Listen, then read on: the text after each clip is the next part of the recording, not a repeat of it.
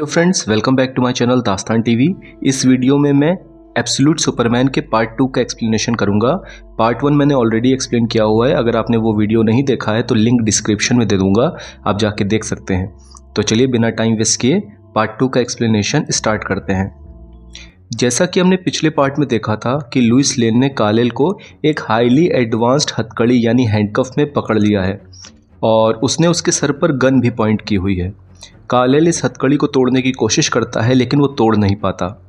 उसके सूट की AI sol उससे कहती है कि तुम्हारा सूट बहुत ज़्यादा वीक हो चुका है और तुम भी, इसीलिए इस हथकड़ी को बाद में देखेंगे, पहले तुम यहाँ से निकलो। तुरंत ही लुइस कालेल के फेस पर शूट करती है जिससे कालेल को बहुत तेज़ पेन होता है। सूट की एआई सॉल फिर से उस हैंडकफ को तोड़ने की कोशिश करेगी और उस हथकड़ी के चारों तरफ लावा टाइप का सब्सटेंस बनाने लगती है। कालेल कहता है कि आराम से, तुम उस लड़की को चोट मत पहुंचाना। तभी वहां लेज़रस कॉर्प्स की आर्मी आ जाती है, टैंक्स, सोल्जर्स और हेलीकॉप्टर्स के साथ, और वो सोल्जर्स अंधाधुंध फायरिंग करने लगते हैं। काल अपनी केप को शील्ड की तरह यूज़ करता है। उसका केप रेड डस्ट में बदल जाता है और लुइस और वो दोनों बुलेट से प्रोटेक्ट रहते हैं। लुइस काल से कहती है कि मुझे जाने दो। काल कहता है कि शायद तुम भूल गई कि तुमने मुझे इस हथकड़ी में पकड़ रखा है एक डबल लॉक के साथ। सूट की एआई कहती है कि ये हैंडकफ बहुत हाई एडवांस टेक्नोलॉजी से बना हुआ है, इसका मटेरियल अपने आप रीजनरेट हो रहा है, इसको तोड़ने में थोड़ा टाइम लगेगा। लुइस काल से कहती है कि लेज़रस कॉर्प्स तुमको मारना नहीं चाहती, तुम बस सरेंडर कर दो, ये सब रुक जाएगा। काल सॉल से कहता है कि इस लड़की को रेड डस्ट से कवर करके रखना, इसको चोट ना लगने पाए। कालेल हवा में जंप करता है और उड़ने लगता है। उसे उड़ता देखकर लेज़रस के जो सोल्जर्स होते हैं वो चौंक जाते हैं। वो उस पर फायर करते हैं लेकिन काल का केप लुइस को और उसे दोनों को प्रोटेक्ट कर देता है। वो और लुइस एक सेफ डिस्टेंस पर लैंड करते हैं लेकिन लुइस फिर से काल के ऊपर फायर करती है और अपने सोल्जर्स को अपनी लोकेशन भेजने लगती है। काल सॉल से कहकर लुइस का ट्रांसमिशन ब्लॉक कर देता है और लुइस से कहता है कि मैं तुम्हारी जान बचाने की कोशिश कर रहा हूँ और तुम मुझे ही अरेस्ट कर रही हो। लुइस कहती है कि तुम कौन हो, तुम बुलेट प्रूफ हो, तुम उड़ सकते हो, लेज़रस कॉर्प्स और पूरी दुनिया को तुम्हारे बारे में पता होना चाहिए, ये उनका हक है। तो काल कहता है कि आखिर लेज़रस कॉर्प्स को किसी की फिक्र कब से होने लगी। लेज़रस कॉर्प्स तो सिर्फ बेसहारा लोगों का खून चूसकर अपनी जेबें भरता आया है। तुम्हारा प्लेनेट ऐसे जालिमों से भरा हुआ है। लुइस ये सुनकर चौंक जाती है। वो कहती है, क्या मतलब तुम्हारा प्लेनेट, क्या तुम इस प्लेनेट के नहीं हो? तुरंत ही उसके सूट की एआई काल से कहती है कि काल तुम इसका जवाब मत देना, और हम देखते हैं कि वो हैंडकफ्स खुल जाती हैं। तभी वहाँ पे लेज़रस कॉर्प्स का एक हेलीकॉप्टर आ जाता है जो उन पर फायर करने लगता है।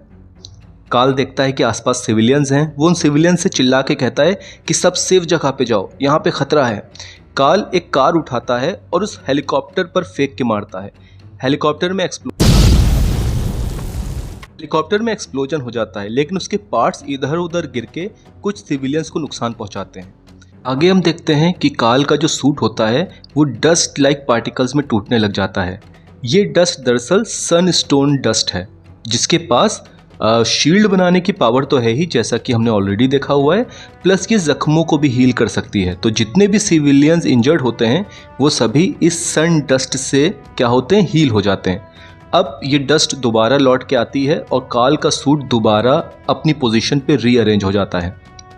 काल लुइस की तरफ देखता है और कहता है कि तुम्हारा ये जो प्लेनेट है ये कितना खूबसूरत है, यहाँ पे रेगिस्तान है, यहाँ बर्फ़ है, यहाँ समुंदर हैं, यहाँ जंगल हैं, यहाँ तो कुछ ऐसी जगह भी हैं जहाँ 6 महीने तक सूरज ही नहीं डूबता। तुमको नहीं पता कि तुम कितनी लकी हो, और जितने भी लोग इस दुनिया के हैं वो बहुत ही ज़्यादा लकी हैं। तुम लोगों को क्या पता कि इसकी कीमत उससे पूछो जिसके पास ये सब कुछ नहीं है, जो ये सब खो चुका है। लुइस कहेगी कि ये तुम क्या कह रहे हो, मुझे तुम्हारी बात समझ में नहीं आ रही है। अब कालेल इसका जवाब दिए बिना वहाँ से उड़ के चला जाता है। लुइस अब अपनी रिपोर्ट फाइल कर रही है। अब पिछले पार्ट में जो हमने अनजान आदमी को देखा था, जो मॉनिटर से हर चीज़ को देख रहा था, हमें पता चलता है दरअसल वो ब्रेनियाक था। तो ब्रेनियाक का जो एआई है वो इस रिपोर्ट को एक्सेप्ट कर रहा है लुइस लेन से। वो लुइस लेन से पूछता है कि जो टारगेट था ये कितना खतरनाक है, 1 से 10 की रेंज में उसको रेट करो। तो लुइस कहती है कि मुझे नहीं लगता कि वो हमारे लिए खतरा है, शायद हम जो उसके बारे में सोच रहे थे वो गलत चीज़ है। अब ब्रेनियाक फिर से पूछेगा क्या उसको कंट्रोल करना पॉसिबल है, अगर कंट्रोल करना पॉसिबल नहीं है तो क्या हम उसे न्यूट्रलाइज कर सकते हैं या उसे मार सकते हैं। तो लुइस लेन कहती है कि अरे मैंने ऐसे कब कहा, वो हमारे लिए खतरा नहीं है, मुझे लगता है कि हम उसे गलत समझ रहे हैं। तो ब्रेनियाक का एआई कहता है कि ठीक है, मैं डेंजर लेवल 8 को मार्क कर रहा हूँ। लुइस लेन गुस्सा हो जाती है और स्क्रीन पर मुक्का मारती है, कहती है स्टूपिड कंप्यूटर। तभी वहाँ पे लुइस लेन का जो हेड होता है वो आ जाता है। लुइस उससे कहती है कि सर अगर आप चाहें तो मैं इस रिपोर्ट को खुद फाइल करना चाहती हूँ, खुद टाइप करके। उसका जो हेड होता है वो थोड़ा सा चौंक जाता है, वो कहता है कि तुमको तो रिपोर्ट्स को फाइल करना, खुद टाइप करना पसंद नहीं है, तो तुम क्यों खुद टाइप करोगी। लुइस लेन कहती है सर शायद ये वाला जो केस है इस पे मुझे खुद पर्सनली इन्वेस्टिगेशन करनी चाहिए। उसका हेड कहता है ठीक है, तुम्हारी मर्जी, जो तुम करो, गुड लक। आगे हमको फिर से क्रिप्टॉन का एक फ्लैशबैक सीन दिखाया जाता है जहां हम देखते हैं कालेल जो भी 10 साल का ही है वो क्रिप्टो के साथ खेल रहा है। दूसरी तरफ उसके पेरेंट्स उसी सूट पर काम कर रहे हैं जो कालेल ने पहना हुआ था अर्थ पर, और जो लारा होती है वो इस सूट को नाम देती है सॉल। अब जॉरेल अपनी वाइफ से पूछता है क्या ये सूट 100% वर्किंग है आउटर स्पेस में। तो लारा कहती है कि ये सूट मैंने 12 साल की उम्र में बनाया था, थ्योरी में देखें तो ये सूट काम कर सकता है आउटर स्पेस में भी और एक शिप की तरह भी वर्क कर सकता है, लेकिन अभी इसका प्रैक्टिकल टेस्टिंग मैंने नहीं की है। और वो जॉरेल से ये भी कहती है अगर तुम थोड़ा और सनस्टोन का जुगाड़ कर दो तो शायद इस सूट को हम और ज़्यादा स्ट्रांग और ज़्यादा बेटर कर सकते हैं। तो जॉरेल कहता है कि ठीक है, वो साइंस क्लरिक का जो हेडक्वार्टर है वहाँ से जितना सनस्टोन चुरा पाएगा उतना चुरा लेगा और वो इसका इस्तेमाल करके हर चाहने वाले को क्रिप्टॉन के डिस्ट्रॉय होने से पहले यहाँ से दूर भेज देंगे। अब सीन दोबारा शिफ्ट होता है अर्थ की तरफ, जहाँ हम ये देखते हैं हमारा कालेल ब्राज़ील को छोड़ के वेनेजुएला जा चुका है और दूसरी तरफ ब्राज़ील में वो लेबर्स जिनकी मदद कर रहा था कालेल, पीसमेकर्स ताबड़तोड़ गोलियां चला के उनको मौत के घाट उतार रहे हैं। और यहीं पर इस एपिसोड का एंड होता है। तो गाइस क्या आपको ये एपिसोड पसंद आया और क्या मैं इसका एपिसोड 3 भी लेके आऊँ, प्लीज़ कमेंट सेक्शन में ज़रूर बताइएगा।